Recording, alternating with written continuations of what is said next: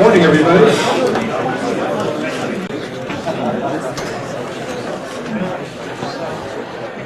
11 o'clock already. Time for our next speaker. We have joint speakers here. We've got Beau Bullock and Derek Banks. Both of them are senior security analysts at Bullock Information Security. Beau performs penetration tests and red team assessments. He's the author of various red team pen test tools such as Mail Sniper, PowerUp, Post Recon, and Domain Password Spray. Derek has 20 years of experience in the IT industry as a systems administrator for multiple operating system platforms and monitoring and defending those systems from potential intruders. He's worked in aerospace, defense, banking, manufacturing, and software development. The title of their presentation this morning is Red Team Apocalypse. What we're saying here is, if we're putting too much trust in security products alone, you've all heard this, right? We just count on the firewall and a couple little testing. If we put our trust in those products alone, they can be the downfall of an organization. So they're going to demonstrate a number of red team techniques that organizations need to be aware of in order to prevent a red team apocalypse. Let's give an ISE squared welcome for Beau Bullock and Derek Banks.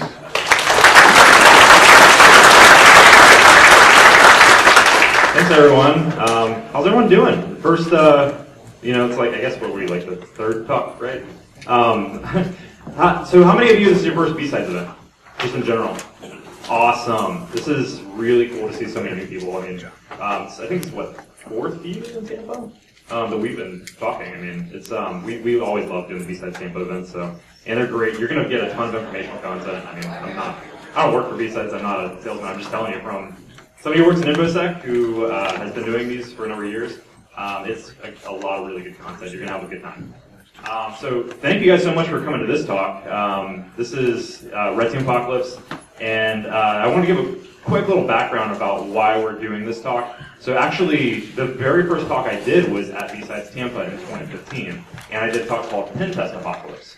And basically the gist of that talk was that I wanted to kind of walk through the top 10 things that organizations are missing that we find on Pentest all the time. So I'll actually go through those pretty quickly in a bit, just to kind of give you a quick overview of what we talked about back then.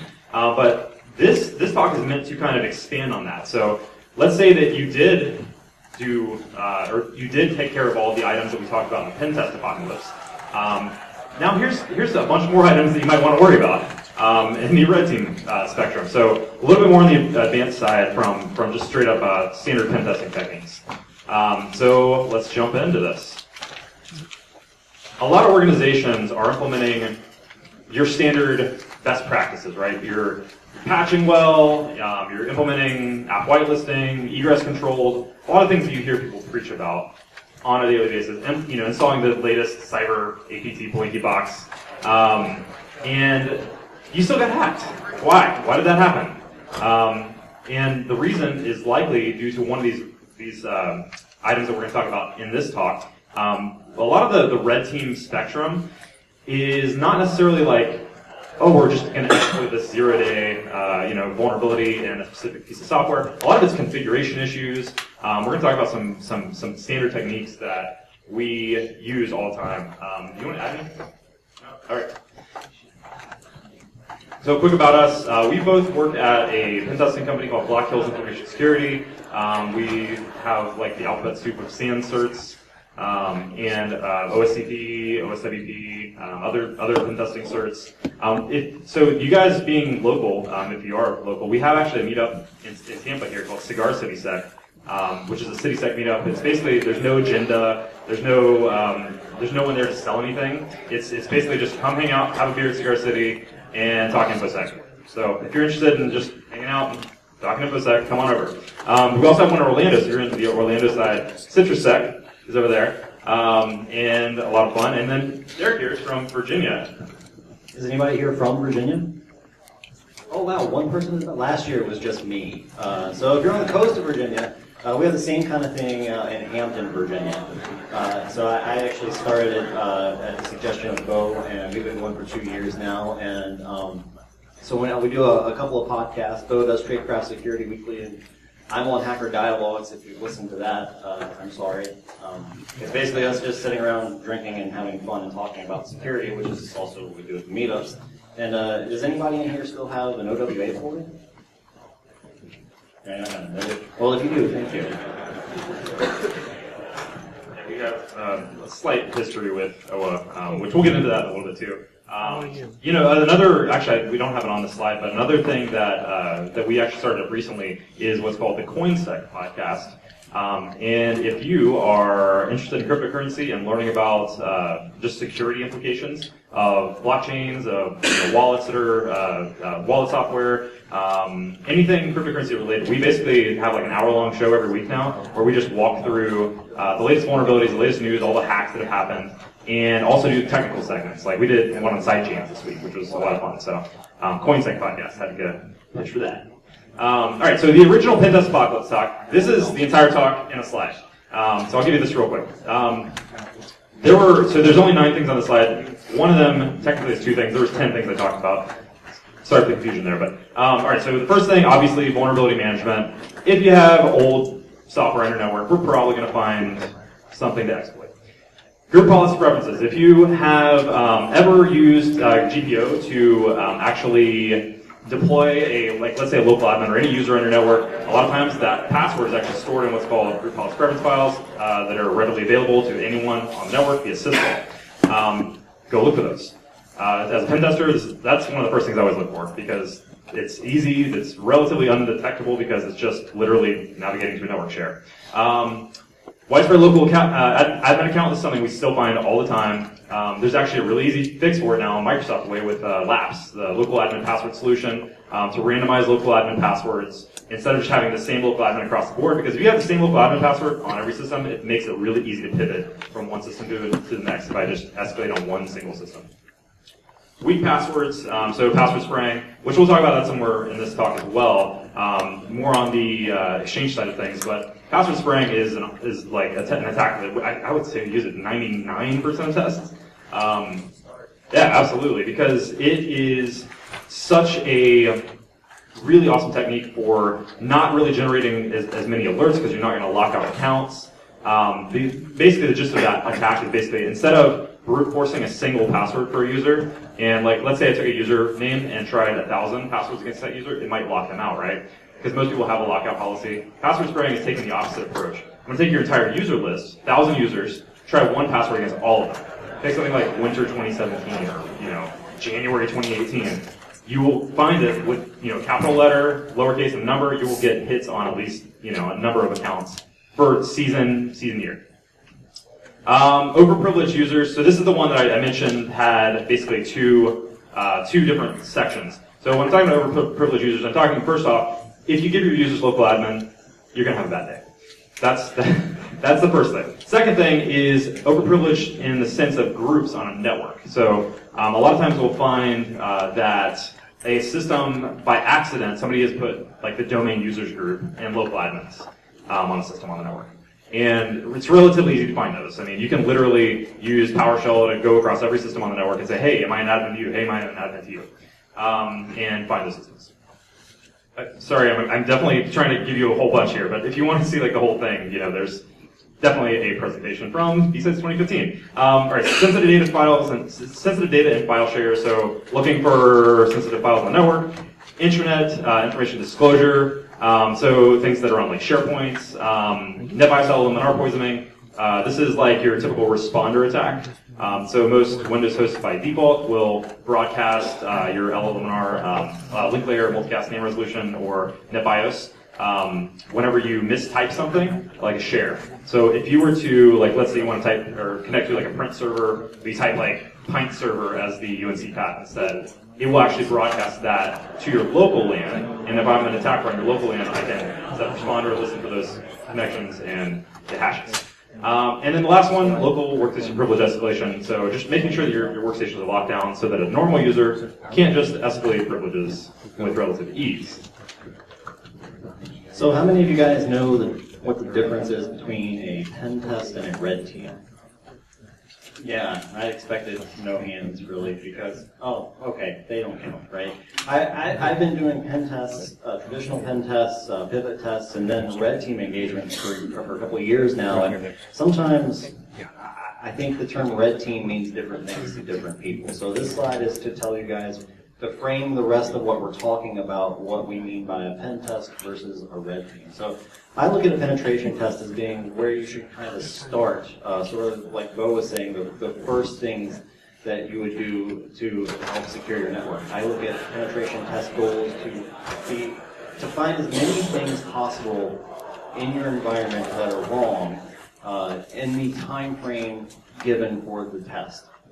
Typically, you're going to use commercial software. You're going to scan with Nessus, and you're generally not concerned with alerting the blue team, alerting the security team that you're there. They probably know in a lot of circumstances. Red teams are where you go after you've been pen testing and the penetration testers aren't finding things anymore, and you're getting reports back from them saying, "Hey, everything looks good." I look at that as being more of a real-world adversary-focused type thing, where you're trying to mimic a threat actor and use some of the same techniques that they're going to use. Instead of using Metasploit, you're probably going to use some kind of custom-written malware. And you're generally trying not to get caught by the security team or the blue team because they probably don't know you're there, and part of the goal is to not get detected. And then the overarching goal of a red team is to go after what the company's family jewels are. Like, what would a threat actor really go after? And I like to look at it as pirates versus ninjas. Pirates are loud and blustery, probably drink a little too much, and they don't care about getting caught. Everybody's showing up and we're going to get all the treasure, right? Where ninjas, they have one goal. They're assassins. They're going to go in quietly, they're going to get their goal accomplished, and they're going to get out, and hopefully you didn't even know they were there. So a little bit about a red team methodology, like what we would do, what we would follow from an offensive standpoint, how we would go about a red team engagement. And so the rest of the talk is sort of framed through some of these. It's hard to talk about reconnaissance and give you tools that you can detect reconnaissance, but from compromise down through actions on objectives and lateral movement, so the techniques that we're going to talk about sort of span through there. And this is also a useful model for the blue team, and some folks might recognize this as looking kind of sort of like the trademark term kill chain from Lockheed Martin. It's actually very similar, sort of a variation on it. But we go through, we do recon on a company, we compromise them in some way, be it spear phishing or from the external, establish persistence, so if, we can stay in the network for some length of time. Command and control is us having a communication, like a remote access tool of some sort, where we can issue commands in the environment, and then we're going to go off looking for assets, for machines, for users to then go after. We're going to try and gain additional privileges in the network, not necessarily DA, only what we need to get our job done. It doesn't always mean that you're going to get domain administrator. We're going to move around to different machines, and then we're going to try and accomplish our objectives, whether that's to be to get into a certain database or to get some kind of data, and then we're going to try and exfiltrate that data if the customer allows us to do it, or some kind of fake data that would mimic that. So let me give a quick disclaimer. We're going to go through a lot of stuff in this presentation, and a lot of it, like, nothing is revolutionary and is brand new. Like, it's stuff that you can probably go find, like, on a blog post that we wrote, like, about this specific thing. So just keep that in mind. What we want to do is just give you the gist of a lot of these techniques and kind of just give you ideas to go look for that might help you secure your networks. Okay, so calendar event injection is something that a colleague who's also here, Mike Belch, and I discovered and reported to Google. So Google actually has a problem where it's possible for anyone to inject events into literally anyone's Gmail calendar, their Google Calendar. So Google basically allows you, like, the quick way to do this and to demonstrate it is if you open up like your calendar app with Google and then add somebody and then click don't notify them, like for do not notify them, like don't send them an email, it will add it to their calendar automatically if they're a Gmail user. Now you can turn that off and basically say, if I didn't accept the invite, if I didn't receive an invite and I accepted it, don't add it to my calendar. This is something that we recommend up front to organizations that are like a G Suite environment. So the cool thing here is, let me get into the next fun thing after I talk about the phishing side of it, because this basically creates a new infrastructure for phishing. You now have the ability to create this urgency via an alert that pops up on somebody's phone. So now they get an alert saying, oh, you're having a meeting in 10 minutes. You better review this agenda that's in a link in the event prior to this meeting. And you can do it from an account that, like, you could spoof somebody's name that maybe works at the company, like somebody they might know that would typically schedule a meeting with them. So now they have this urgency, they open up the agenda, you can do all kinds of things there, right? Like you could just send them to a credit harvesting page, you could potentially have them download a malicious file to execute on their system. So anyways, the problem there is that it's now a new avenue that most users aren't trained for, right? Most users aren't trained for, oh, I got a calendar invite with something fishy in it. Most people are, oh, I got an email with something fishy, right? So, like I said, the main idea that we like is doing the agenda thing. But like, what if you included a link to like a fake conference call, and then just had people dial into it, and then now just record that conference call and just see what happens?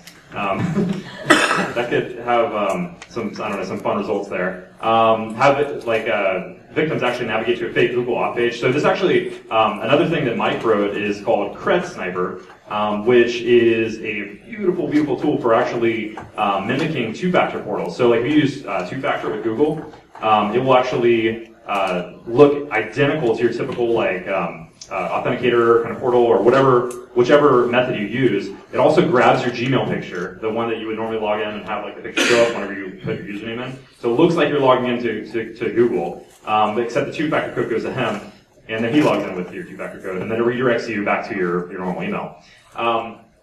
So all right, so the fix I told you about, like you can turn off if you don't accept it.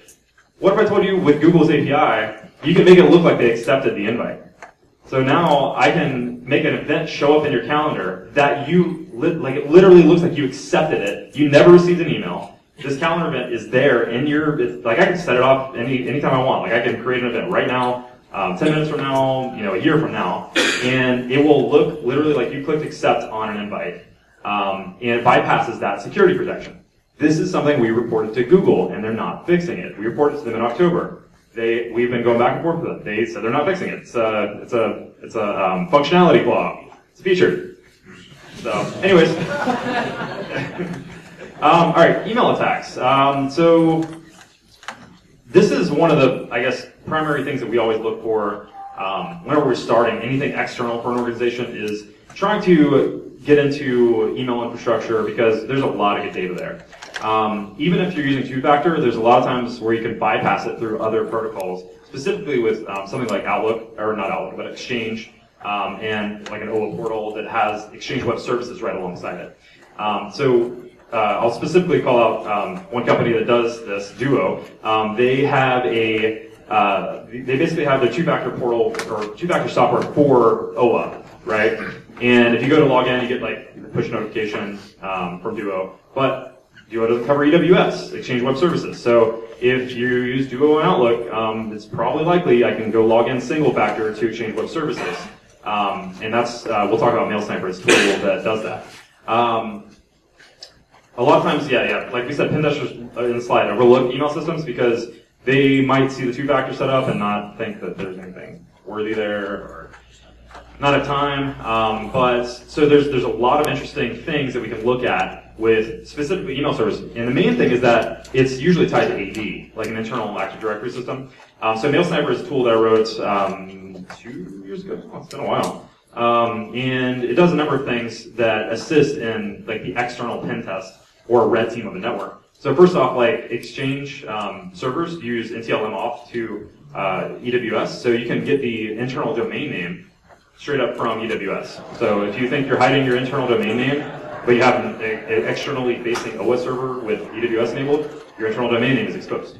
Usernames, you can enumerate usernames via timing attacks on Exchange Web Services. So there's a slight difference in the amount of time it takes for an invalid login to come back and have a response from OA or AWS than it does for a valid one. So you can create a list of thousands of the potential users of the company, create an email list of potential emails, and then just basically try to log in for each of them, and then looking at the timing differences, you can tell which ones are valid users and which ones aren't. And then, like I said, password spraying, same concept, trying one password against all the accounts, eventually get into a single account. Now, through Exchange Web Services, you can download the entire GAL, so the global address list has every email address. Then do rinse and repeat, do more password spraying against the entire GAL now. So let's say you started out with 3,000 email addresses that you thought were valid. Let's say the company has 10,000. Now that you have a single valid login, you can download the entire global address list, have the 10,000 user list now. And then, this is actually a really fun one, the Open Inbox Delegation one. So there's a function in MailSniper that I wrote called Open Inbox Finder. Open Inbox Finder essentially is you as a user that you have a credential for a single user.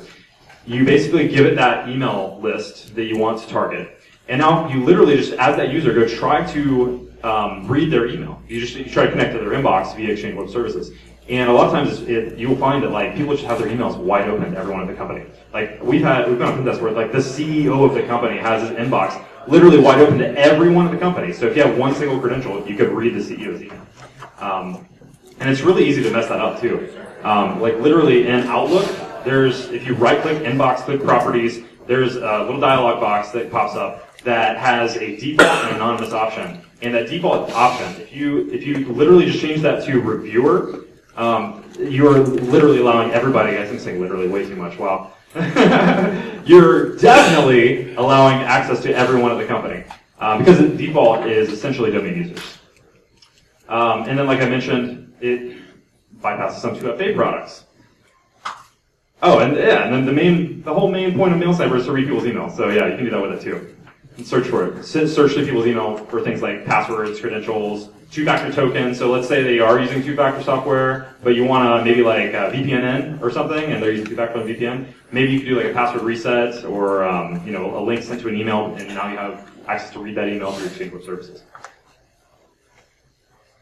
Unicode domain names. This is something that I saw recently, so I don't know if you can read it, but so Mikko Hyppinen, he tweeted this out. I thought it was brilliant.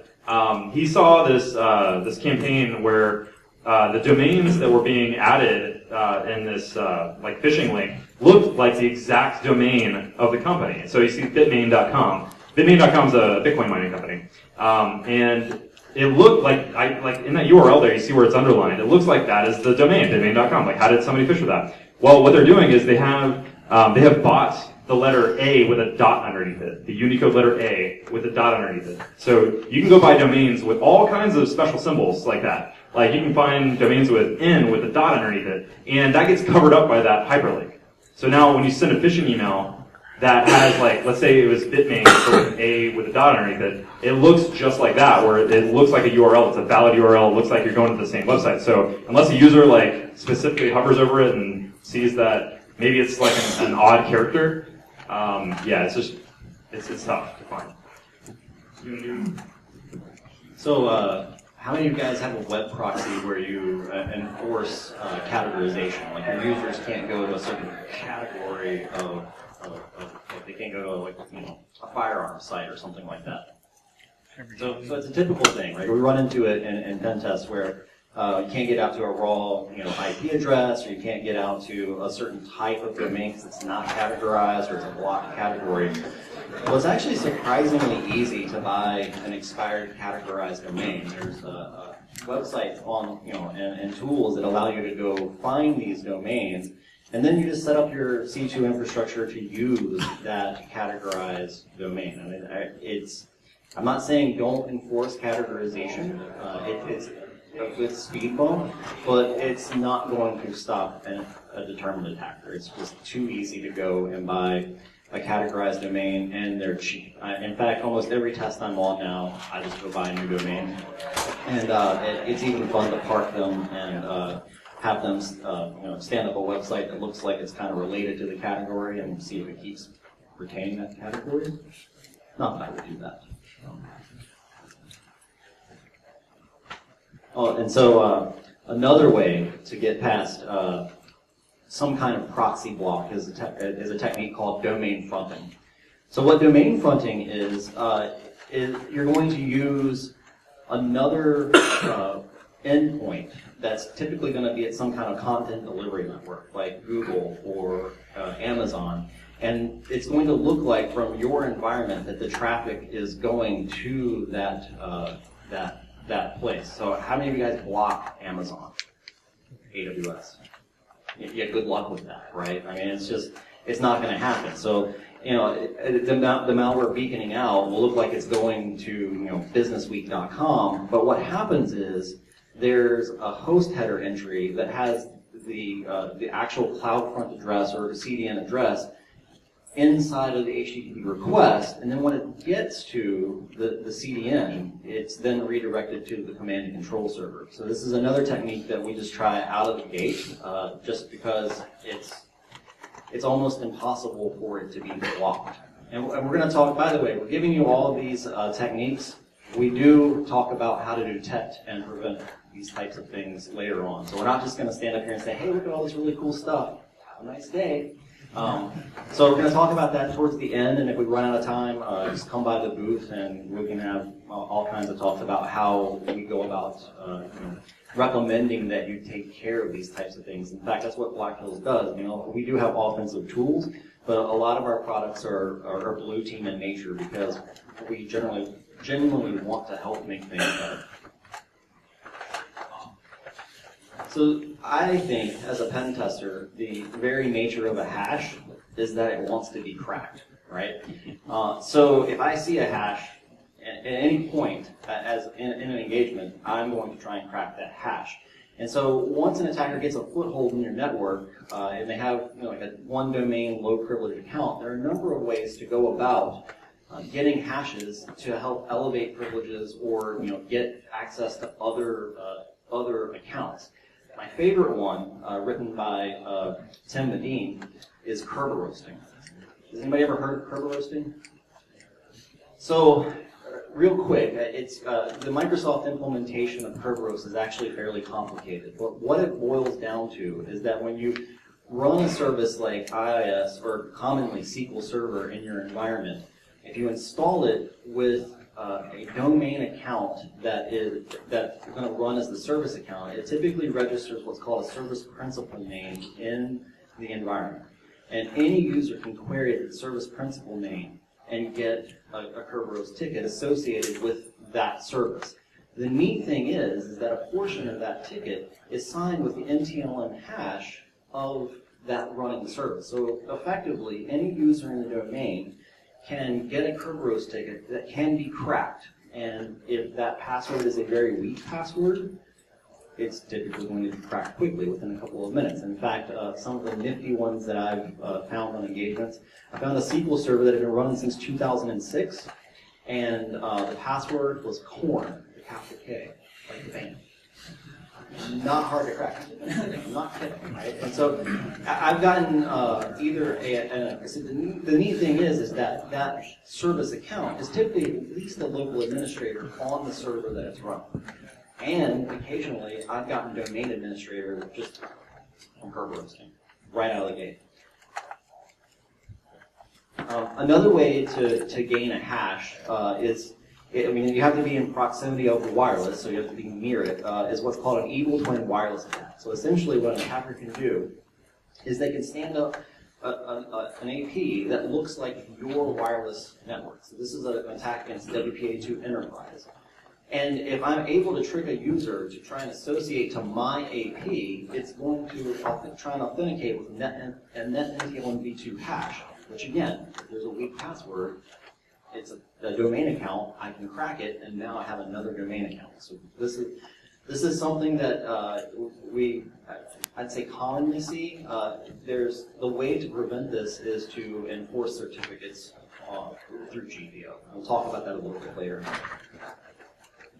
And so, I think this is one of my favorite attacks. If I'm, especially on site, but if I find even from a remote engagement that there's a common share where users commonly put data that they just want to share throughout the business or throughout a part of the organization. If I can write to that share as an attacker, I can put a shortcut file there, a link file.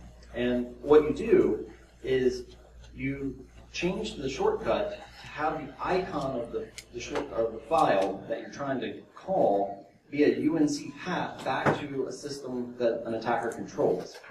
And you set up an SMB listener, and then all you have to do is have a user view that file in Explorer, and it'll try and go grab that hash from the attacker-controlled machine, and it tries to authenticate, and then my SMB listener gets the net MK1v2 hash, which then I try and crack. NAC. So we often run into organizations that use some sort of 802.1x, whether it be on the local physical network or via wireless. So I want to talk about a few of the different ways you can typically go around NAC. And so for those not aware, network access control is typically used by organizations to prevent unauthorized devices from just being plugged into your network somewhere. Common way that honestly works most of the time is just finding a printer and spoofing the Mac of the printer. Or phone, yeah, VoIP phone is another great one. And usually the reason that is because most 802.1x products sometimes require like a cert to be installed on the devices, or the printer can't handle or doesn't have like an implementation for that, so they end up getting whitelisted essentially in the NAC software.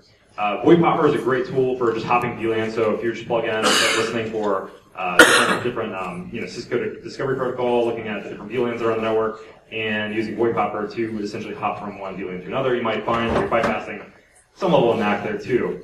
On Wi-Fi networks, a lot of times, a lot of the NAC softwares will look at a number of things to profile what the connecting device is actually, what the connecting device is. So some of the things they typically do is obviously MAC, because that's something that's just specific to a piece of hardware, but also user agents is another one. And if you can look, like let's say I can sniff the wireless traffic, see that there's an Apple iPhone connected based off the MAC address. What I could possibly do is just go spoof the user agent for an iPhone as well, and look more realistic whenever I do connect to that Wi-Fi network. So when it gets to the complicated or the more intricate NAC setups where they are using certs on the client side, it does take a little bit more effort, because you have to then somehow look to the network as if you're a device that already has authenticated to it via 802.1x. And one way to do that is there's actually there's a Python script out there that works with a BeagleBone Black that essentially does a layer 2 and a layer 3 NAT that you essentially man in the middle the computer and the wall. So the port on the wall, you try to do it relatively quickly, and it bridges the connection, right? So initially, there's no packets being sent to the wall, to the NAC. It looks just like a standard device, or it doesn't look like any device. It looks like a cable going to the actual client, the real client. And the script, what it does is actually listens for each side of the Ethernet connection. So you have literally man in the middle of the two different wires, and starts to pretend to look like each side of the wire. So it will spoof the MAC of the computer on the wall side, and vice versa. And then also, additionally, look at profiling user agents and that kind of stuff too, so it doesn't get detected as easily. Sometimes you can use that to basically man in the middle of that NAC connection and be on the network, and then talk to the rest of the network.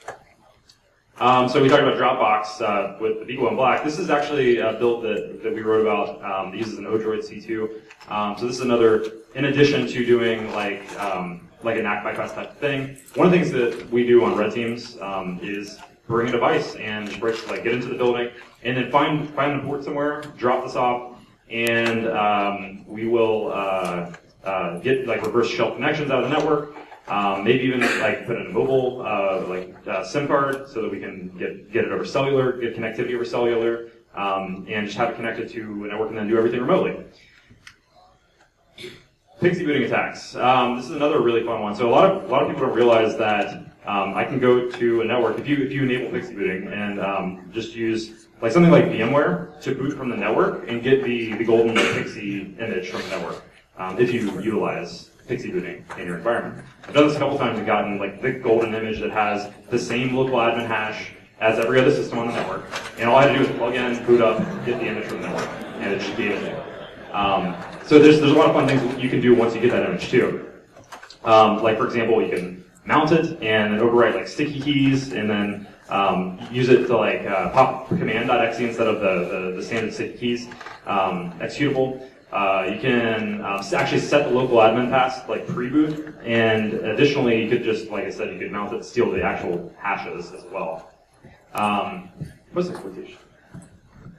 So, just like email servers, a lot of traditional pen tests would overlook SQL servers. A lot of times, SQL servers are just stood up with the application that comes from the vendor, and they are horribly misconfigured. Well, there's an entire framework written by, I think, Scott Sutherland called PowerUp SQL that does a number of things. And I've been in engagements where nothing else was working, and then I was able to find with PowerUp SQL a system that I, with my low-level account, was a systems administrator, was able to enable XP command shell and run system commands and get an interpreter session on that box.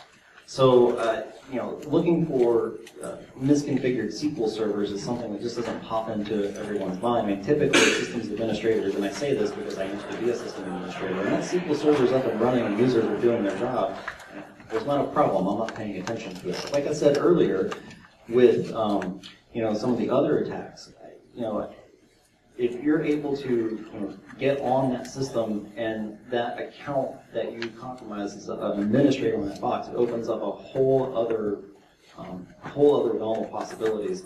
And even without privilege escalation, without being able to get on that system, another neat thing is to be able to search all the SQL servers that you have access to at scale for data across the enterprise. And if you think about it, you have 20,000 machines. I think we had an environment one time that had 1,400 SQL servers. And as an attacker, I can't go to every single one of those and check it out. But if I can check them at scale and sample data in databases, which PowerUp SQL does, I can quickly locate where I might have access to sensitive data. I've actually found clear text credit cards with PI, like health information, like just with my account that that we were using to test. So I think we're gonna have to probably hurry. So a lot of times when an attacker gets on the box, to avoid dropping additional malware, they'll do what we call living off the land. And what we mean by that is they're just going to use Windows tools to do some of their techniques rather than dropping something that might additionally get caught. So some of those things that you can do with just built-in Windows tools, user and group reconnaissance, you can find out who's a member of what group, who's a member of certain administrator groups, and then go after them. I can use dir to just remotely look for files on machines that I might have access to. I can use WMI to spawn remote processes.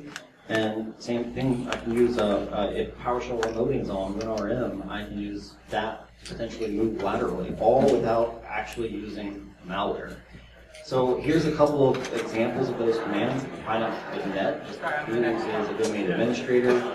Use dir to look remotely, like I just mentioned, or I can use PowerShell to potentially run something on another machine. And just real quick, how many people, it's common in your environment for a user to run a net command? Yeah, right? I mean, even your systems administrator is probably not doing that, right? So that's an indicator that something bad might be happening. Yeah, so I've been caught a couple times doing exactly that, just running your typical built-in ipconfig, net, whoami, that kind of stuff. So one of the things that I wrote is another PowerShell tool that just uses PowerShell to do all the standard stuff. That's called HostRecon. Again, we're going to move through these quick because I think we have 5 minutes left. So, but yeah, HostRecon is a PowerShell script to do it without running those built-in commands. Detection prevention. So I have 5 minutes to talk about what's probably another 45-minute talk. So if you have questions, please come by the booth and talk to us about it. So I firmly believe that if you want to secure in your environment, good old-fashioned solid systems administration is still the best remedy. And what I mean by that is, do you know what all your devices are? Do you know what all your software is? Do you let workstations talk to each other? Workstations should never talk to each other. If I'm on an engagement and you have enforced private VLANs or workstations aren't allowed to talk to each other because of a host firewall, I'm having a bad day as an attacker. makes me want to cry. The same thing with all your machines. Is a configuration enforced by GPO? Do they all look the same? So if they don't look the same, if something's off, that's an indication that something is wrong. And probably my favorite thing is all inbound and outbound traffic has to go through an application layer gateway. It includes DNS, HTTP. If it comes in and out of your network, it's monitored and logged and investigated. To enforce good user behavior, we were talking about calendar event injection earlier, with spear phishing emails. My favorite technique is to rewrite the subject line of the tag, letting your users know that the email came from outside. And if you see that external tag, you know that you have to give it some extra scrutiny. You have to make sure that you know what you're doing if there's a link or attachment there.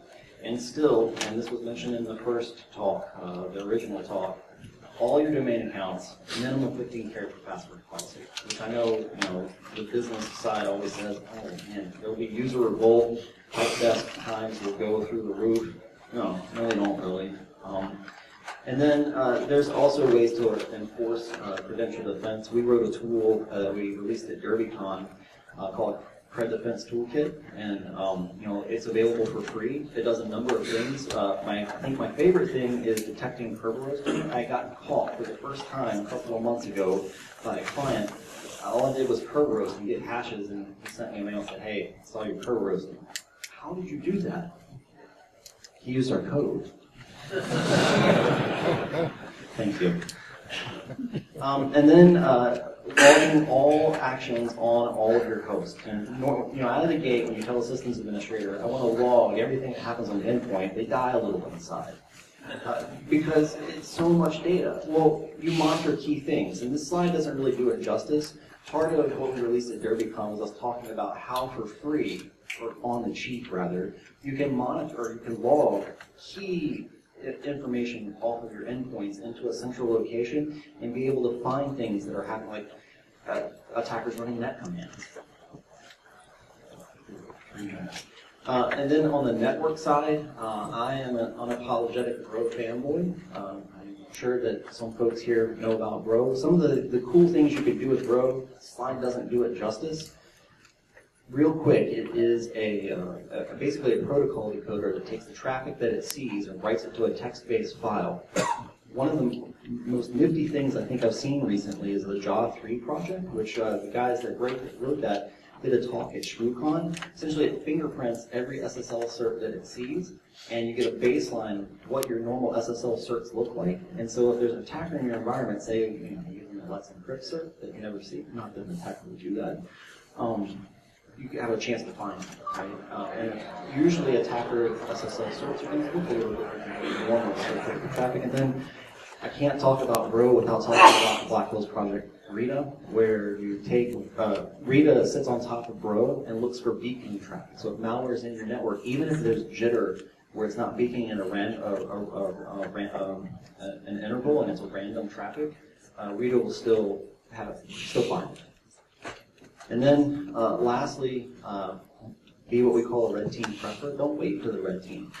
Implement some of these, fixes or some of these techniques to look for stuff, and then go off on your own and do some testing to test, your logging, your alerting, and so some things to do that are Red Canary's Atomic Framework, where they have scripts that they put out for free, where you can test adversary techniques to see if you can find them. And real quick. Bypass techniques. So I believe that it is getting harder, that endpoint technologies are getting better, especially Windows Defender. We talked about the cyber blinky APT box, agents running on your machine. I have this feeling that they're really good at catching pen testers. They're really good at catching red teamers. Maybe not so good at catching actual attackers. Sometimes it is just stupid easy to get past something. So this screenshot is me running NCAT on a machine that has silence. And I shoveled a reverse shell with NCAT that I just downloaded on that machine to that machine from the NMAP website and shoveled a reverse shell, and I learned something that was cool. How many people think that was cool? That's pretty cool. So anyway, that's it. I don't think we have a whole lot of time for questions, but please come by the booth and ask us questions if you have any.